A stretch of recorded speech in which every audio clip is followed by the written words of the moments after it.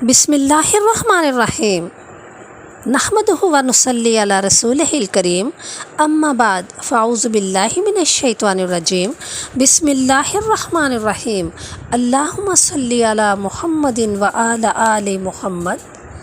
حضرت سری سقطی رحمۃ اللہ علیہ نے ایک شرابی کو دیکھا جو مدہوش زمین پر گرا ہوا تھا اور اپنے شراب آلودہ منہ سے اللہ اللہ کہہ رہا تھا۔ حضرت سری رحمۃ اللہ علیہ نے وہیں بیٹھ کر اس کا منہ پانی سے دھویا اور فرمایا، اس بے خبر کو کیا خبر کہ ناپاک منہ سے کس پاک ذات کا نام لے رہا ہے۔ منہ دھو کر آپ رحمۃ اللہ علیہ چلے گئے۔ جب شرابی کو ہوش آیا تو لوگوں نے اسے بتایا کہ تمہاری بے ہوشی کے عالم میں حضرت سری سقطی رحمۃ اللہ علیہ نے یہاں آئے ہیں اور تمہارا منہ دھو کر گئے ہیں۔ شرابی یہ سن کر بڑا پشیمان اور نادم ہوا اور رونے لگا اور نفس کو مخاطب کر کے بولا، بے شرم، اب تو سری رحمۃ اللہ علیہ بھی تجھے اس حال میں دیکھ گئے ہیں۔ اللہ عز و جل سے ڈر اور آئندہ کے لیے توبہ کر۔ رات کو جب سری رحمۃ اللہ علیہ نے خواب میں کسی کہنے والے کو یہ کہتے سنا کہ اے سری سقطی رحمۃ اللہ علیہ، تم نے شرابی کا ہماری خاطر منہ دھویا، ہم نے تمہاری خاطر اس کا منہ دھویا۔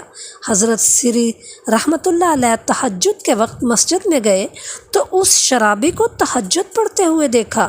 آپ رحمۃ اللہ علیہ نے اس سے پوچھا، تم میں یہ انقلاب کیسے آ گیا؟ تو وہ بولا، آپ رحمۃ اللہ علیہ مجھ سے کیوں پوچھتے ہیں جب کہ اللہ تعالیٰ نے آپ رحمۃ اللہ علیہ کو بتا دیا ہے۔ سبحان اللہ۔ ایک عورت نے حضرت سری سقطی رحمۃ اللہ سے آ کر کہا، میرے لڑکے کو پولیس نے گرفتار کر لیا ہے، آپ ان کے پاس اپنے کسی آدمی کو بھیج دیں کہ وہ اس پر سختی نہ کریں۔ یہ سن کر حضرت سری سقطی نے نماز شروع کر دی اور دیر تک اسی میں مشغول رہے۔ یہ دیکھ کر عورت کو بڑا غصہ آیا۔ جب آپ نماز سے فارغ ہوئے تو عورت کہنے لگی کہ میرے بیٹے کے متعلق کچھ کریں۔ انہوں نے جواب دیا کہ اس وقت میں آپ کے لڑکے کو چھڑانے کی فکر میں لگا ہوا ہوں۔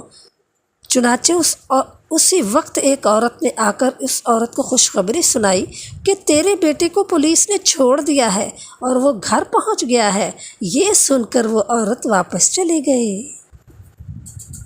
حدیث میں ہے کہ ایک صحابی حضرت ثوبان رضی اللہ تعالیٰ عنہ کا واقعہ ہے کہ وہ حضرت سرکار کائنات محمد صلی اللہ علیہ وسلم کے پاس حاضر ہوئے اور عرض کی، یا رسول اللہ، اگر ہم جنت میں گئے بھی تو ہم کو وہ درجہ تو نصیب نہیں ہو سکتا جو درجہ آپ صلی اللہ علیہ وسلم کا ہوگا، اور جب ہم اس درجے میں نہ پہنچ سکیں گے تو آپ صلی اللہ علیہ وسلم کے دیدار سے محروم رہیں گے، اور جب آپ کا دیدار نصیب نہیں ہوگا تو ہم جنت کو لے کر کیا کریں گے؟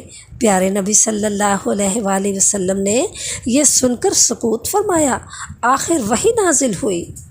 ترجمہ: جو شخص اللہ اور اس کے رسول کی اطاعت کرے گا تو یہی لوگ ہیں جو ان لوگوں کے ساتھ ہوں گے جن پر اللہ تعالیٰ نے انعام فرمایا ہے، یعنی انبیاء، صدیقین، شہداء۔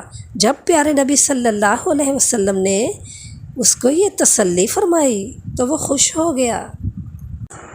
ایک انصاری خاتون ام خلاد رضی اللہ تعالیٰ عنہ چہرے پر نقاب ڈالے ہوئے بارگاہ نبوت میں حاضر ہوئیں اور آپ سے اپنے فرزند کے حالات دریافت کرنے لگے، جو آپ صلی اللہ علیہ وآلہ وسلم کے ساتھ غزوہ خیبر میں شریک ہو کر وہیں شہید ہو گیا تھا۔ حاضرین مجلس میں کوئی صاحب کہنے لگے، تمہارا بیٹا قتل ہو گیا ہے، تعجب ہے کہ ایسی مصیبت میں بھی تمہیں نقاب اور پردہ پوشی کی سوچ رہی ہے۔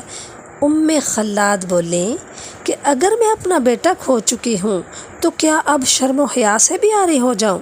پیارے نبی صلی اللہ علیہ وآلہ وسلم نے فرمایا، تمہارے بیٹے کو 2 شہیدوں کے برابر ثواب ملے گا۔ ام خلاد نے عرض کیا، وہ کیسے؟